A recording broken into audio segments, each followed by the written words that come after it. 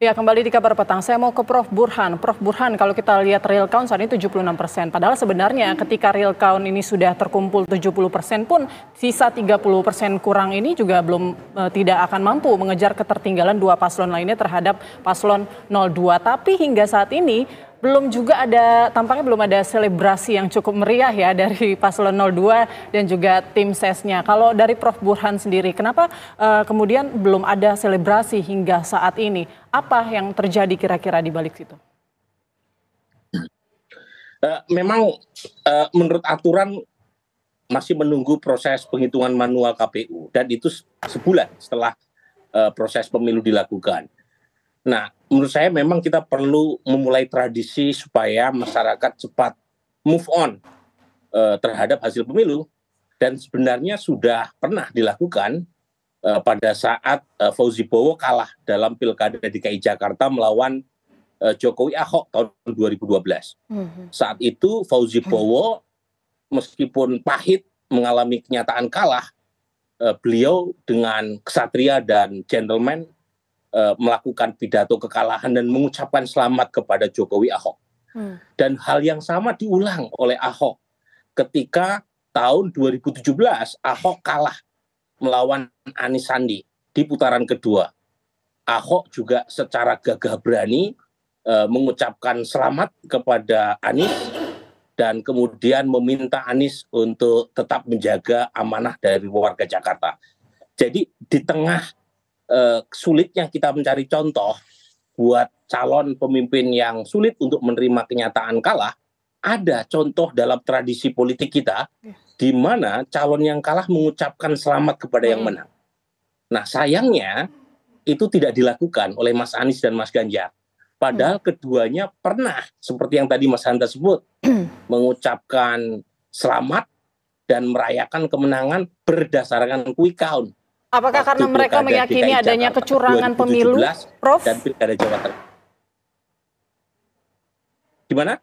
Apakah karena 01, 03 masih meyakini bahwa adanya kecurangan pemilu sehingga mereka belum bisa memberikan selamat kepada 02? Nah, kalau soal kecurangan pemilu, kemungkinan besar terjadi sebelum hari H ya.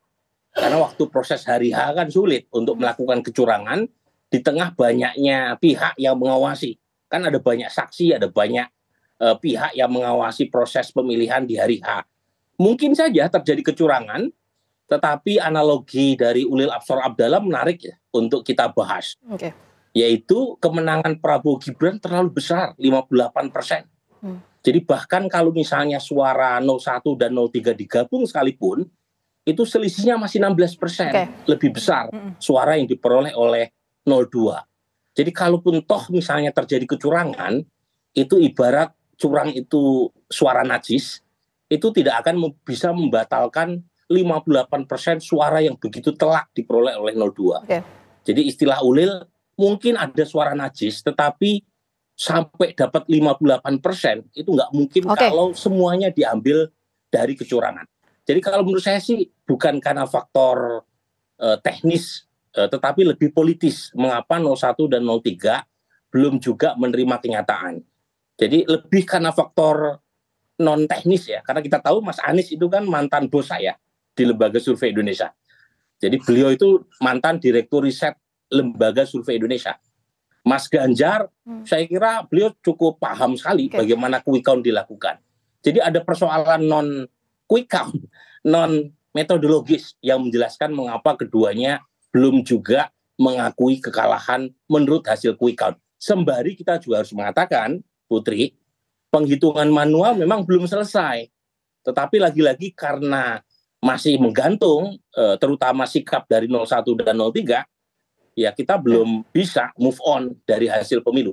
Apalagi kalau misalnya faktor kecurangan itu dijadikan sebagai dasar untuk bergaining position berkaitan dengan tawar-menawar kekuasaan. Ya tentu semakin lama kita mengharapkan pihak dari 01 atau 03 untuk mengakui kekalahan. Karena jadi alat tawar-menawar, terutama untuk masuk dalam pemerintahan mendatang. Oke, saya mau ke Mas Hanta. Mas Hanta, kok tadi kan Prof. Burhan menyampaikan prediksinya ini hasil dari quick count tidak akan jauh berbeda dengan real count nanti 58% ya angkanya ya untuk Prabowo Gibran. Artinya apakah kemudian bisa dibaca bahwa nanti pemilu 2024 ini akan ada satu putaran seperti di Pilpres 2009 waktu itu, Mas Hanta? Iya, persyaratan satu putaran kan 50% plus satu dan otomatis sebenarnya tersebar di lebih dari separuh jumlah provinsi di Indonesia minimal mendapatkan 20%. Nah, kalau kita perhatikan suaranya kan 58,8%. Jadi kisaran 58 sampai 59%. Jaraknya dengan pasangan yang kedua dengan Baswedan Muhaimin itu jauh sekali. Katakanlah ini yang dikejar kemungkinan untuk 2 putaran. Ini selisihnya berarti kan 9% lebih kurang. 9% itu kita kalau konversi ke suara dari DPT 200 juta lebih, katakan 150 juta saja partisipasinya, itu belasan juta. Jadi untuk membuktikan belasan juta itu, kalaupun dibawa ke MK kemana-mana, itu sulit sekali jaraknya. Jadi menurut saya ini semakin meyakinkan kemungkinan menangnya tebal. Kecuali sekarang perolehan Prabowo Gibran hanya 50, sekian. Selain quick count tidak bisa konklusif, itu masih bisa dibawa ke MK. Atau Oke, artinya potensi satu putaran itu besar ya, Mas Hanta ya?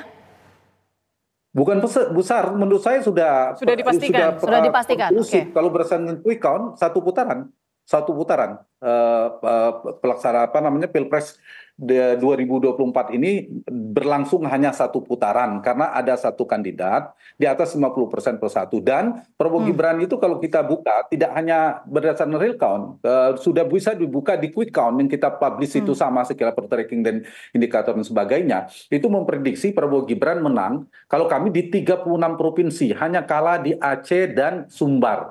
Di Jakarta itu imbang bersama Anies Baswedan, paslon 01 dan 02. Dan di kami mungkin selisih 0, masih menang 02. Nah, di luar itu 35%-nya meyakinkan yang menang di provinsi 35% itu adalah Prabowo Gibran. Dan kalau kita buka tadi, kalau dilihat di data indikator dan poll tracking di TV One tadi, 5 provinsi terbesar itu juga semakin meyakinkan dimenangkan oleh Prabowo Gibran juga. Dan itu kan bisa dipantau oleh provinsi di daerah masing-masing. Di 3 provinsi gemuk utama itu dimenangkan oleh Prabowo Gibran semua, Jawa Timur, Jawa Barat maupun Jawa Tengah. Kita tangkap poinnya, artinya satu putaran itu bisa dipastikan ya dalam pemilu ini. Kok tadi kita mengutip pernyataan dari Mas Hanta. Kalau memang ini satu putaran, Mas Hanta, nanti untuk misalnya pimpinan di parlemen dan juga pembagian kue kekuasaan di eksekutif, ini apakah akan dibagi merata kepada partai koalisi pendukung maupun pengusung dari 02 atau akan disebar ke beberapa yang lainnya? Seperti apa pembagian kue kekuasaan ini, Mas Hanta? Pertama, sebenarnya secara sistem kita, ketatanegaraan kita, sistem presidensil tidak ada korelasinya bahwa kabinet itu harus dibangun berdasarkan representasi kekuatan di parlemen. Sistem presidensil kita, karena menentukan menteri itu adalah hak prerogatif presiden, terserah presiden. Tapi itu kan secara normatif, teoritisnya sistem ketatanegaraan kita. Tapi realitasnya berapa kali era Pak SBY maupun Pak Jokowi, di mana sistem presidensil kita ini berkombinasi dengan bekerja dalam sistem ditopang oleh sistem multipartai, ekstrim juga, ada 8-9 kekuatan di parlemen, tidak bisa dihindari. Kekuatan di kabinet itu merepresentasikan juga kekuatan di parlemen. Jadi kemungkinan, mungkin 50-50 bisa jadi seperti Pak Jokowi membagi bola. Ada yang proporsional murni, non-partai politik, kemudian ada separuh dari anggota kabinet berdasar, itu menjadi jatah partai, proporsional parpol. Nah, di proporsional parpol ini, dugaan saya akan proporsional sesuai dengan kekuatan di parlemen. Misalnya partai pendukung pemerintah, sekarang ada Golkar yang paling tinggi, mungkin lebih banyak kabinet jatah menterinya. Setelah Golkar mungkin Gerindra, setelah Gerindra Demokrat dan PAN imbang. Itu yang utama, partai yang mengusung. Dan yang kedua jangan lupa kita ada kemungkinan partai-partai yang diajak bergabung. Nah, disinilah lobbynya seperti apa, barter politiknya, negosiasi politiknya, misalnya PKB atau Nasdem atau PD Perjuangan kah, mereka akan masuk ke dalam kabinet ditukarkan dengan posisi menteri tentunya. Dapat posisi menteri, dapat dukungan di parlemen. Jadi tidak bisa dipisahkan. Itulah yang kita istilahkan presidensialisme kita rasa parlementer. Baik, Mas Hanta, kita kembali ke real count KPU yang mengunggulkan Prabowo Gibran ya. Kalau Prof. Burhan melihatnya ini dari 58,82%, ini bagaimana proporsinya? Faktor-faktor yang mungkin menentukan kemenangan 02? Saya kira faktornya banyak ya. Di antaranya adalah asosiasi paslon 02 dengan Presiden Jokowi yang masih populer. Jadi exit poll indikator menunjukkan 80% masyarakat yang mencoblos di tanggal 14 Februari kemarin itu puas dengan kinerja Presiden Jokowi. Itu salah satu faktor utama yang membuat paslon 02 itu bisa menang di daerah-daerah yang dulu adalah basis Pak Jokowi, termasuk di Jawa Tengah dan Bali, termasuk di kalangan non-Muslim. Tidak ada cerita buat Pak Prabowo 2 kali Pilpres 2014-2019 bisa menang telak di basis-basis non-Muslim. Termasuk jangan lupa Pak Prabowo juga tidak modal dengkul ya. Pak Prabowo punya basis lamanya yang masih bertahan memilih Pak Prabowo. Dan itu yang menjelaskan Pak Prabowo masih unggul di wilayah seperti Jawa Barat atau Sumatera Selatan. Memang Pak Prabowo kalah di 2 basis lamanya, Aceh dan Sumatera Barat. Tetapi kekalahannya di provinsi kecil ini bisa dibarter dengan kemenangan yang telak di provinsi-provinsi raksasa yang notabene adalah basis Pak Jokowi yang lama. Nah, singkat kata, Putri, saya ingin kasih ilustrasi ya, betapa susahnya untuk membuktikan kecurangan yang mampu membalik hasil quick count atau real count. Begini, kita punya 820.000 TPS. Kalau pengen membuktikan bahwa paslon 02 itu kecurangannya bisa memaksakan hingga 2 putaran, itu setidaknya 1% dari 820.000 itu kurang lebih 8.200 TPS. Jadi untuk bisa membalik keadaan paslon 01 atau 03 itu harus menang 1% aja dari 820.000 itu 8.200, artinya harus meminta PSU pemungutan suara ulang dan harus menang 100% di 828.200. Itu pun hanya mengubah keadaan 1% saja. Kalau pengen mengubah 8%, berarti 8 kali 8.200. Dan itu asumsinya suara paslon 02 nol. Jadi menurut saya dan Mas Hanta terbiasa bergerak di dunia angka. Secara matematis susah. Ya, kecuali misalnya pembuktiannya non kuantitatif. Misalnya pakai aspek kualitatif. Tetapi setahu saya MK pasti menuntut penghitungannya dikuantifikasi. Saya tidak ingin mengatakan tidak ada kecurangan, ada kecurangan. Tetapi yang harus dibuktikan adalah apakah kecurangan itu mampu mengubah keadaan atau tidak. Itu satu. Yang kedua,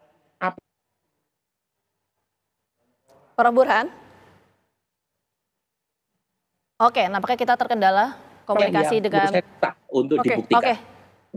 Oke, baik. Kita tangkap poinnya, Prof. Burhan, Mas Hanta. Sekali lagi terima kasih. Nanti kita lihat dinamika politiknya seperti apa ke depan. Terima kasih banyak sekali lagi atas